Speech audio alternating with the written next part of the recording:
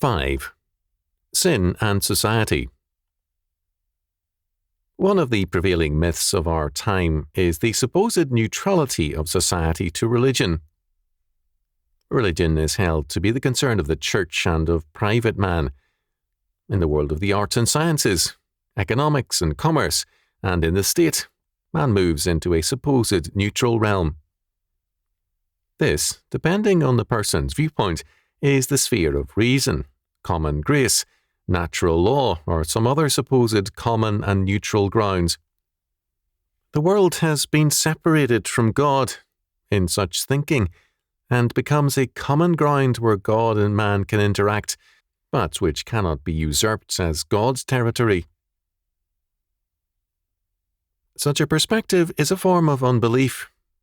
It denies the sovereignty of God and reduces religion to a very limited sphere. To illustrate, let us suppose that a man is an adulterer, has defrauded his wife of her inheritance, and is planning to divorce her and marry a younger woman. In a neutral world, his sin against his wife is purely a matter of internal relationship within a marriage. As a citizen, employer or employee, and a neighbour, he can be a, quote, good man, end quote. However, from a biblical perspective, this is impossible. No demarcation of areas or spheres exists before God, and no area of neutrality. At every point, in time and eternity, heaven or hell, or in waking and sleeping, man stands before the Lord, his Maker and Judge.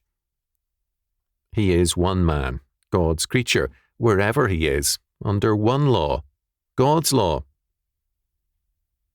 Man gains no diplomatic immunity nor sanctuary before God by moving from one sphere to another. In every sphere he stands before God and accountable to him. Just as sin is total in the life of man, affecting his total being, so sin is total in the life of society.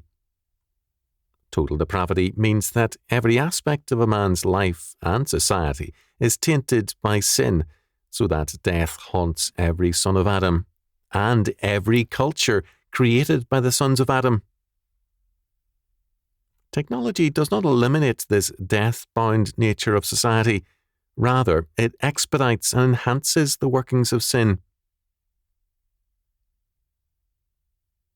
If a society lacks a sound doctrine of sin, it will then lack also a sound doctrine of social order and freedom.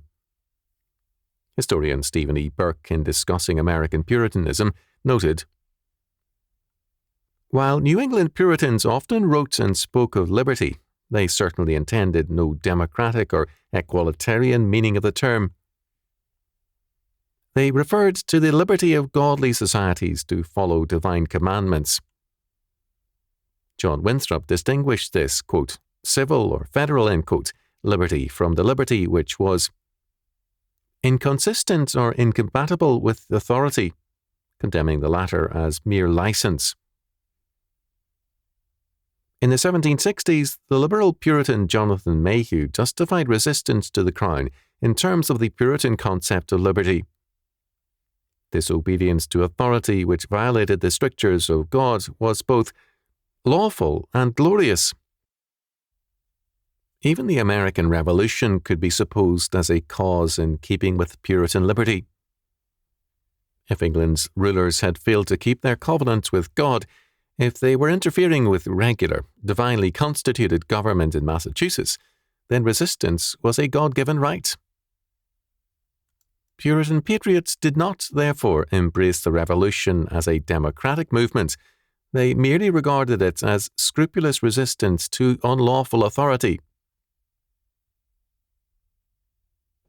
As Burke ably and tellingly points out, Orthodox Puritans had a deep aversion to democracy, but they also came to distrust federalism as it developed the authority of the state.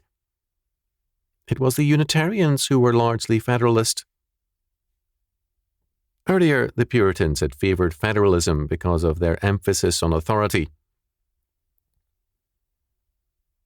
Because of the Puritan view of sin, freedom was not seen in humanistic terms, but as freedom under God, the covenant freedom of godly societies to follow divine commandments.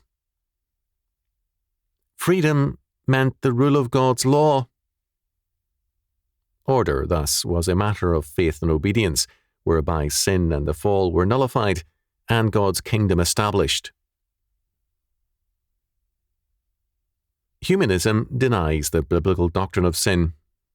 As a result, man, who is seen as autonomous, requires freedom from God to be himself. Freedom is, in this sense, anti-God and anti-Christ.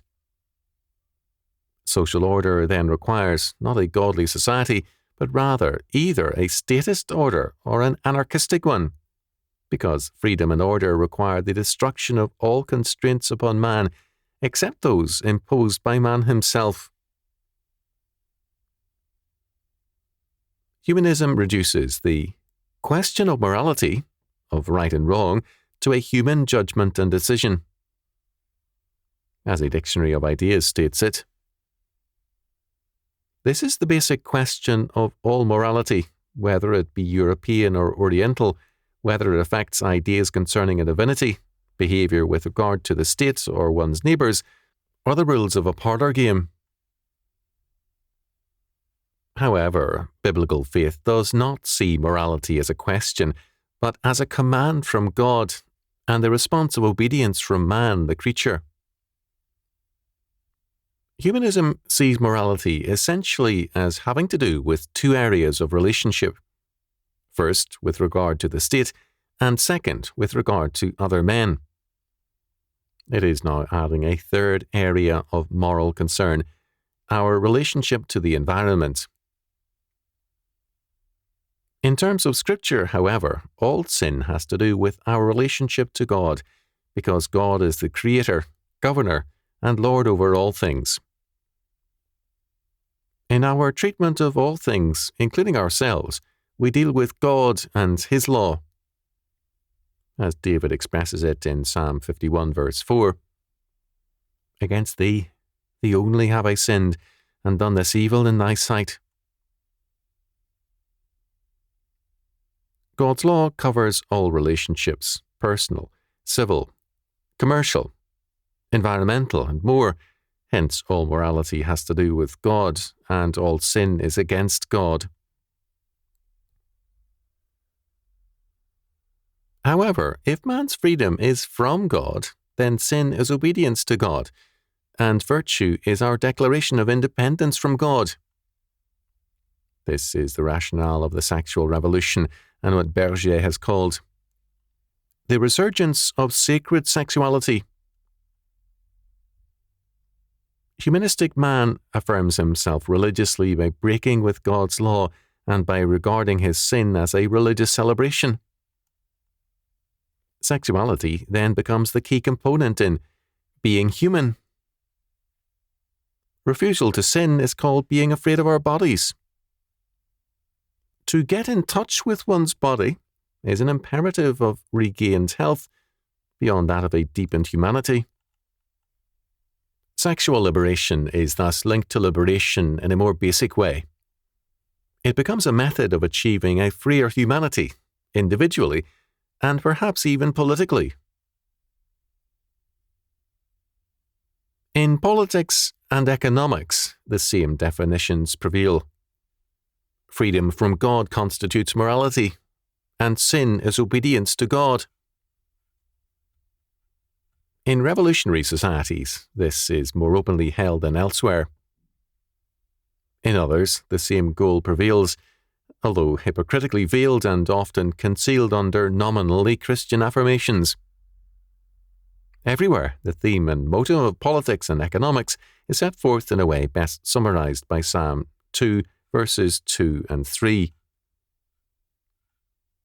The kings of the earth set themselves, and the rulers take counsel together against the Lord and against His anointed, saying, "Let us break their bands asunder and cast away their cords from us." Sin can be described as the affirmation of a sovereignty in contradiction to God's sovereignty. Statist sovereignty is a direct attack on God's lordship and law-making prerogative. Sovereignty, law-making, and total jurisdiction, all prerogatives of God, are now routine claims of state, and modern statism is not comprehensible apart from this religious claim. There is no neutrality in any area of life. All areas are equally under God and His law, and any and every attempt to limit God's jurisdiction or to withdraw any sphere of life and thought into a supposed area of neutrality is sin, and it is an act of war against God. Clearly, the modern world is at war with God. The antinomian church is no less at war against the Lord, because it limits His sovereign prerogatives of law-making and jurisdiction.